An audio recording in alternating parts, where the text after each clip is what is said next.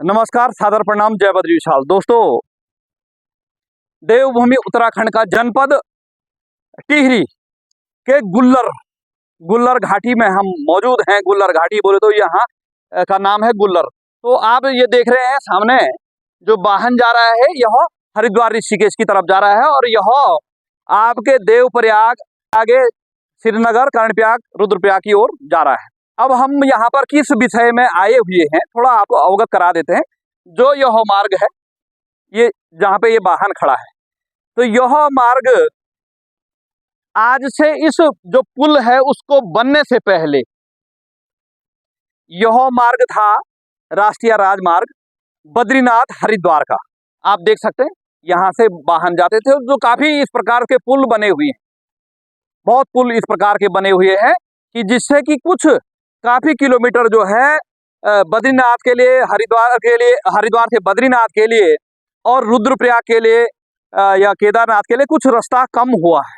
यानी जैसे वहां से यहाँ लगाइए, यहाँ से वहां जाएगी गाड़ी, तो तब तक 500 मीटर जो है या 700 मीटर अतिरिक्त पड़ जाएगा। तो उससे क्या हुआ, इन पुलों को बनने से फायदा हो गया। एक तो जो है यहाँ हिचकोले खाने से बच गए, दूसरे संकरी रोड जाम लगने का। तो ये जो है इसके लिए सरकार का धन्यवाद करते हैं और इसका संरक्षण भी होना चाहिए। जैसे पुलों पे जो भी मरम्मत कार्य है वो होना चाहिए। लेकिन हम किस विषय पे आए हुए हैं कि यह जो एक पुराना पुल था, आप देखिएगा। अब ये अच्छा है या बुरा है, ऐसा नहीं कि मैं कोई बुराई के लिए दिखा रहा हूं, लेकिन जब हम यहाँ पर आए तो यहाँ पे पता चला कि यह पहले पुराना पुल था। उस पुल के ऊपर यह निर्माण कार्य हो रहा है। अब जो यहाँ पे जो भी जिम्मेदार लोग थे तो उन्होंने कहा, भाई साहब, यह निर्माण कार्य पर्यटन विभाग उत्तराखंड द्वारा यह निर्माण कार्य हो रहा है। यह गेस्ट रूम बनना है, यानी आने वाले समय में जो पर्यटक लोग आएंगे तो वो यहाँ रहेंगे। यहाँ वो रहेंगे का तात्पर्य जो भी उनको जो है मूल्य निर्धारित किया जाएगा उसके अनुसार रहेंगे। तो आप अपने विचार व्यक्त कीजिएगा। और यह गधेरा, जैसे हमारे पहाड़ों में गधेरे बोलते, तो यह गधेरा आके सीधे जो है आप गंगा में मिल जाएगा। तो मेरे बोलने का तात्पर्य यह है, मेरे विचार तो ये हैं कि यदि इसमें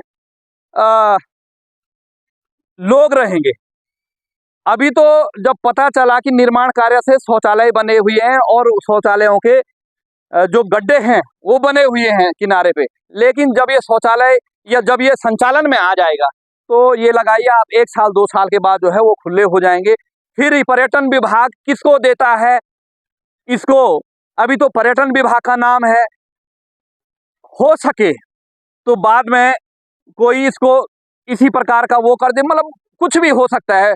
यह मेरा अनुरोध है, जो भी यहाँ के नजदीक के समाज सेवी हैं, पत्रकार महोदय हैं और जो भी अन्य इस प्रकार का जो है मुद्दा उठाने का प्रयास करते हैं, तो मेरा उनसे विनम्र निवेदन है, एक बार यहाँ आइएगा। थोड़ा सी जो है इसकी, क्योंकि हमारे से थोड़ा दूर पड़ जाता है, हमारा गृह क्षेत्र से यह क्षेत्र थोड़ा दूर पड़ जाता है, इसलिए जो है हम इसकी जांच पड़ताल जो है गहनता से नहीं कर सकते हैं।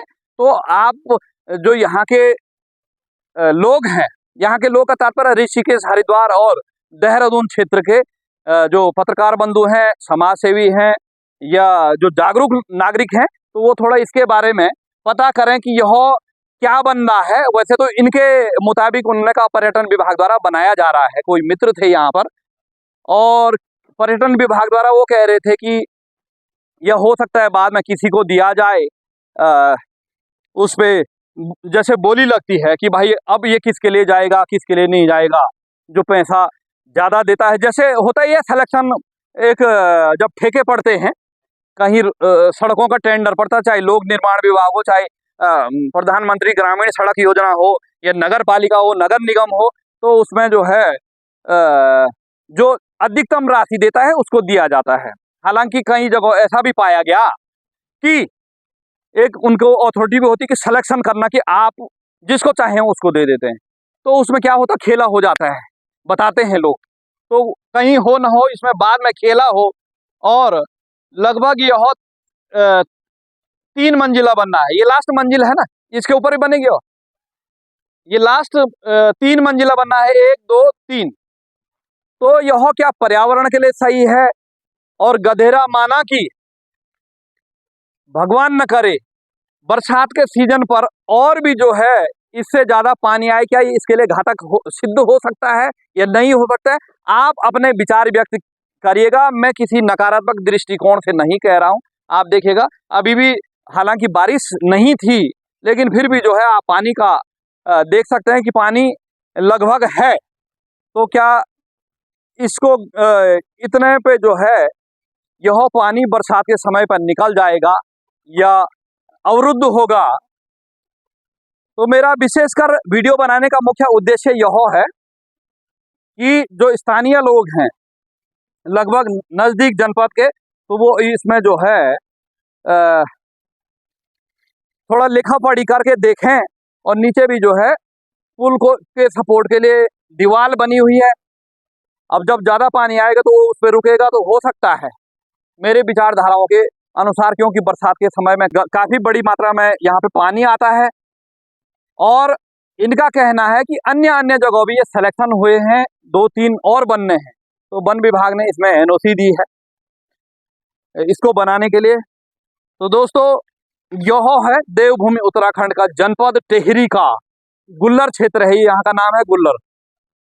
तो आप देखिएगा जो यहाँ के आने जाने वाले लोग हैं वो उनको जो है इसका पूर्ण रूप से ज्ञान हो जाएगा कि यह कौन सी जगह है।